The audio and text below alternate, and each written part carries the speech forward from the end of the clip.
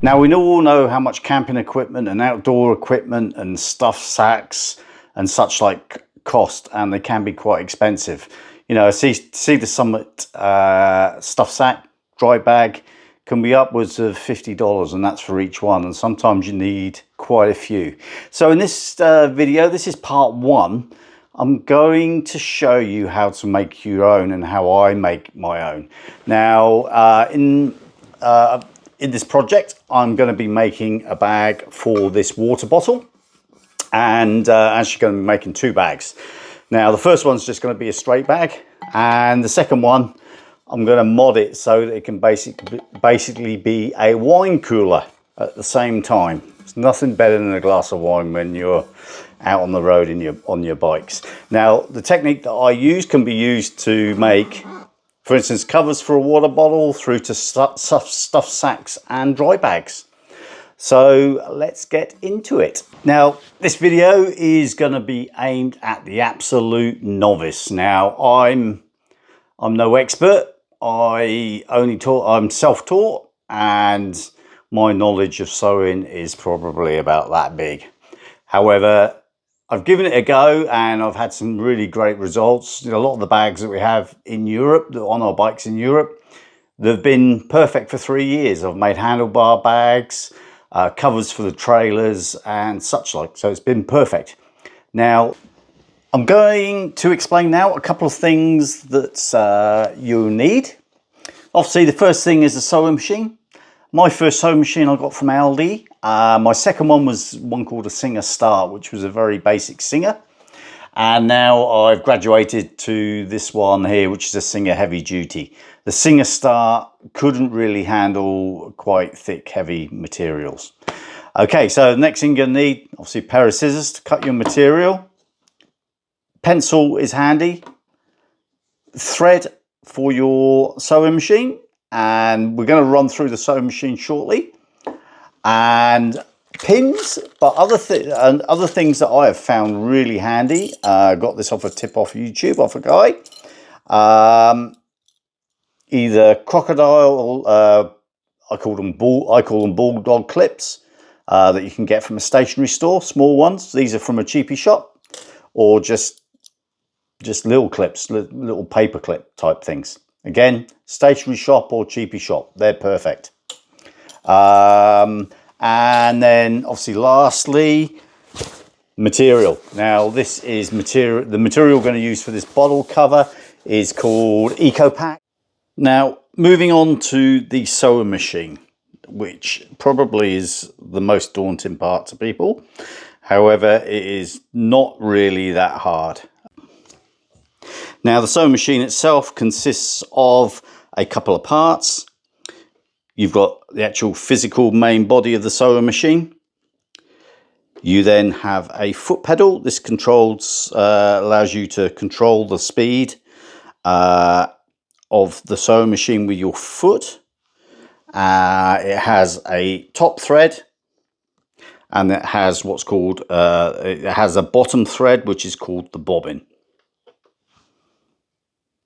Now, sewing machines are essentially the same. They use a top thread, and then they use a bottom thread. Now, the bottom thread is on what's called a bobbin, and I'll show you how to load that in a second. Now, to thread the actual machine, what we do is on this particular machine, there is a little diagram of where the thread goes, and all we do is follow that diagram. So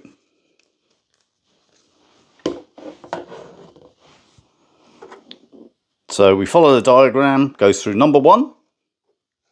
When we do this, we need to make sure that the needle is all the way to the top. So we follow the thread through number one, down through number two. This is the arm that moves the needle up and down. Again, follow it down through number three, and the little picture there gives us number four.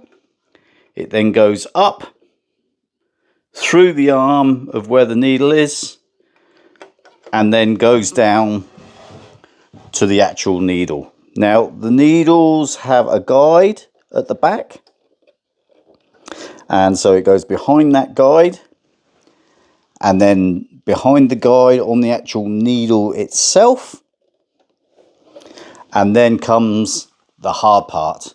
Now the hard part is actually threading the needle. My eyes are pretty crap, but this is why I love this machine. It has an automatic needle threader, which is just beautiful. Whoever thought that, whoever invented that must be a rich bloke. Anyway, automatic needle threader. And then you thread the needle, and then you pull the thread through the back of the machine. Now, I'm not going to go through all the wheels on this sewing machine, because really I only use two, and that's the tension, which I normally leave in about 4, and the stitch pattern, which is here. Normally the stitch patterns that I use are either a straight stitch or a zigzag type stitch, so either that one or that one, and that's about as complicated as it gets. Now, to load the bobbin, we take the bobbin, we put it onto this arm here, this connection there, and then we follow the pictures on top of the sewing machine. So it comes off the thread, around this wheel here, over to the bobbin, and in the on the actual bobbin itself, and you see it that well, there are a couple of holes, and then all you do is put the thread through one of those holes, and it should look something like that. And then all you do is you slide the bobbin over so that it engages, and then you just use your foot just to power that then moves the bobbin and takes the thread off the main spool and puts it onto the bobbin. And when it's full, you just take your foot off and it stops.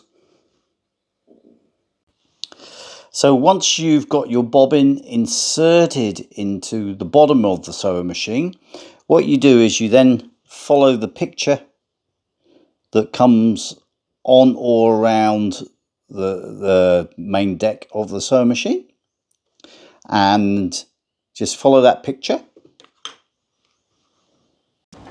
You then slowly turn the hand wheel towards you, and it picks up the thread from the bobbin and pulls it up to the top of the machine. Once it's done this, it should look like this. It should then look like this, with both threads, one coming down from the foot and one coming up from the bottom from the bobbin, and pull them both back out the back of the machine in a tidy fashion. Now, that concludes this part of the series, part 1. Now, I hope that is as clear as mud for you. Now we're going to get on to the exciting stuff in actually making the bag. Hopefully, if there's anything I've forgotten in this video, then we'll cover it in the next one. So thanks for watching, and we'll see you in part 2.